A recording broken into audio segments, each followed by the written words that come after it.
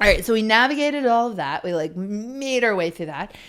And I think there was this thing that a lot of people have said, which is, it sounds more common than I anticipated, which we were like, holy shit, like we're becoming the people that we wished the other person would have been in our relationship. So I'd love to talk about that. Like the way that I grew into the woman that you always wanted me to be, and you grew into the man that I was wanting you to be. Like, what the fuck? Yeah, it was almost like, we had this dynamic since the beginning of our relationship that you wanted me to be more deep and spiritual and meet you in like states of ecstasy and like different planes, and I wanted you to like be more peaceful and like optimize for stillness and not just like the wild craziness of everything. And to pick fewer fights.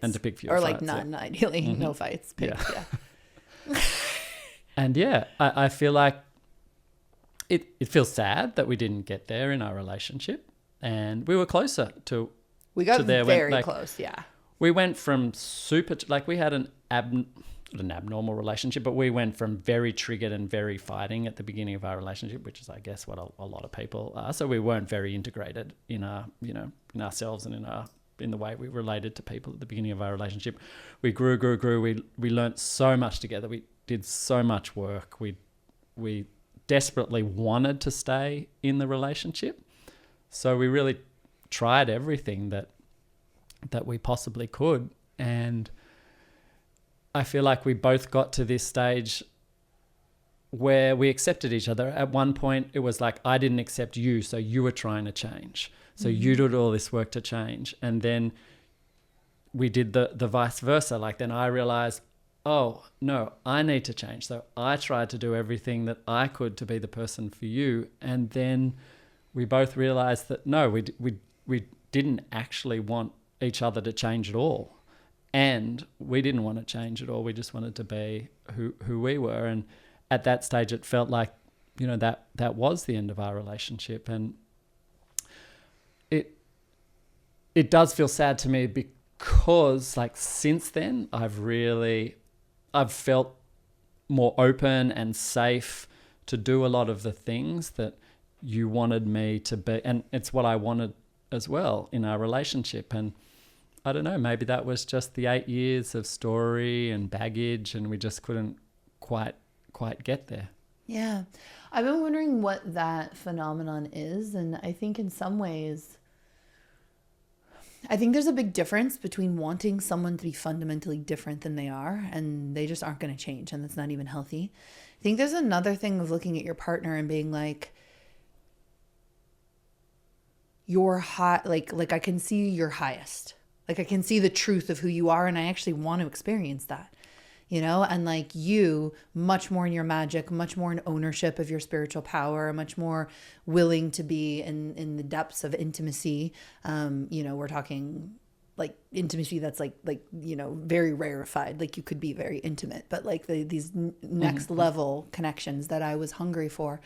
I feel like that was an aspect of your higher self expression and an aspect of your truth, and you were blocking it in the relationship. It was a big aspect, yeah. And I was blocking it because, whether true or not, I felt this pull or need from you, and that you wouldn't be okay unless I met you there, and that created a constriction in me. And once we uncoupled, that constriction wasn't there anymore. And I think vice versa, you probably felt the same from me. Like I wasn't going to be okay in the relationship unless you did this and this and this. So you didn't step up to those things because it was like we weren't both accepting each other for how we were. Well, I would say for me, it was a little different. I would say that I was willing to change. I think I really did in the course of our relationship. And I've been really grateful to you for holding me to a higher version of myself. And I think that's tricky territory in relationship, right? Because you want to embrace the person for who they are and love them. And a really good partner will hold you to your highest. Mm-hmm. A really good partner will show you where you're in shadow and limitation that's actually genuinely hindering you. And I had enough wherewithal to look at the things you kept saying, which was like, I don't feel emotionally safe. I feel like I'm walking on eggshells. I feel like you're not taking self-responsibility for yourself, and I don't want to fight every day. And I think it can be healthy to have ultimatums. And you really did have an ultimatum with me. You were like, I'm leaving. In fact, I'm out if you don't solve this.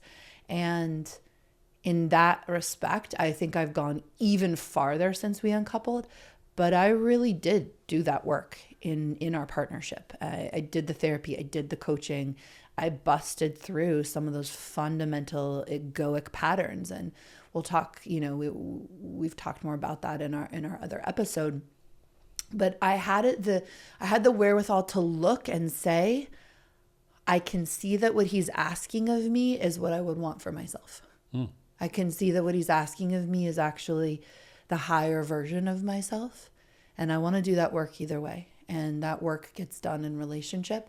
So let me do it. And one of the things I'm most grateful to in you is that you showed up with me long enough and hard enough and deep enough that I got to do that work.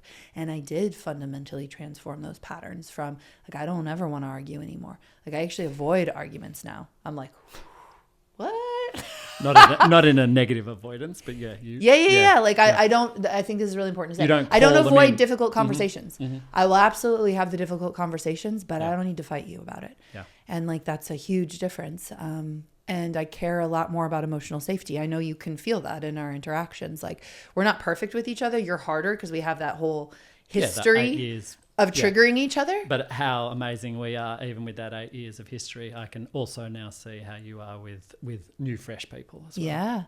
And how, I think one of my favorite things that we do for each other now, and I've certainly done this with you, is I'll pick up the phone and call you and apologize. So I was studying Alison Armstrong really intensely this summer, right? And learning all this stuff about just ways I could have understood you better, ways I can understand men better. Even things that I get really upset about, you'd come home from a long trip and you'd be sort of disconnected from me. You just want to go take a shower. And I was like, where's his presence? And then I learned from Alison Armstrong, men need transition time. Even if they're just getting home from work, let alone if they're on a 20-hour journey from Australia, give the man some space, Layla. Instead, I was like, why don't you love me? Where's your presence? Right. And in that, I got to call you and just be like, yo, I'm so sorry. I wish I'd known that. I wish I'd known how to bring the best out of you. I wish I'd known how to love you better. I wish I'd known these things about listening to you more, not cutting you off, letting you speak all the way. There's so much that I learned in the aftermath where I was like, wow, I could have been such a better partner to you